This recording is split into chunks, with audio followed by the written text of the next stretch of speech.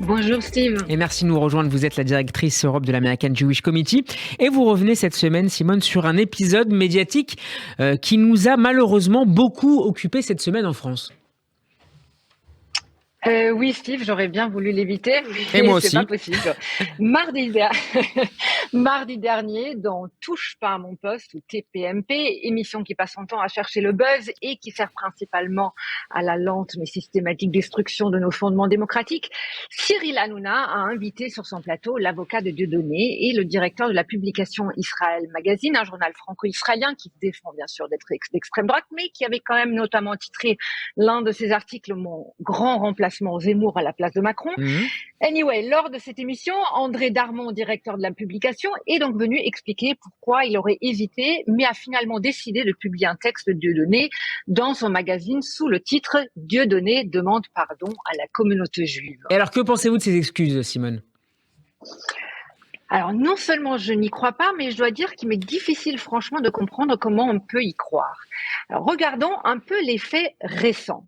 Ne serait-ce qu'il y a quelques jours, Dieudonné a publié une vidéo dans laquelle il entame, à travers une logorée conspirationniste, une imitation de George Soros, à l'accent nord-africain. Il ne va pas savoir qu'il est d'origine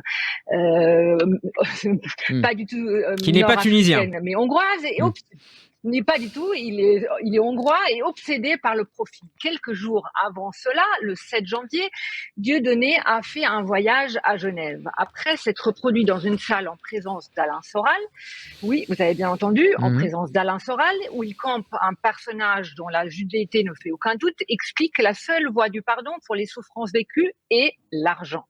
Dieudonné est allé rendre hommage à Stéphane Blett, antisémite et négationniste décédé l'an dernier. Et pourtant, malgré tout, Simone, certains sont prêts à lui pardonner aujourd'hui. Oui, on a l'impression que Dieudonné a trouvé au sein d'une certaine frange de la communauté juive des oreilles attentives. Est-ce par compatibilité idéologique de certains, par intérêt commun, par amnésie soudaine ou par générosité de cœur? Je laisse chacun arriver à sa propre conclusion. Quoi qu'il en soit, leur attitude me semble dangereuse tant les dommages causés par Dieudonné ont été dévastateurs.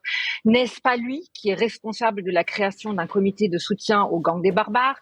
N'est-ce pas lui qui s'est dit Charlie Koulibaly, qui a créé un parti antisioniste, accusé les sionistes d'avoir tué Jésus, donné un prix au négationniste Forisson, donné un autre au président iranien Ahmadinejad? Mais surtout, n'oublions pas qu'il a eu une vraie stratégie de la part de Dieudonné. Tout a été calculé. Il est celui qui a consciemment fait le lien entre les différentes formes d'antisémitisme, celui de son ami Alain Soral, issu de l'extrême droite française, et celui de l'islamisme. C'est grâce à cette alliance que nous avons entendu des manifestants scander en janvier 2014, lors de jours de colère, « Juifs, juifs, hors de France, juifs, juifs, la France n'est pas à toi ». C'est grâce à cette alliance qu'une génération de jeunes avait pour passe-temps favori de faire la quenelle en toutes circonstances, y compris devant les lieux de mémoire. Ces excuses n'ont donc pour moi aucune valeur, sauf devant la justice de notre pays. Un dernier mot, Simone, sur le choix des mots fait par Dieudonné pour sa lettre d'excuse. Ouais, quand Dieudonné demande pardon à la communauté juive, il me semble qu'il poursuit en réalité toujours le même objectif, celui de l'essentialisation et de l'exclusion.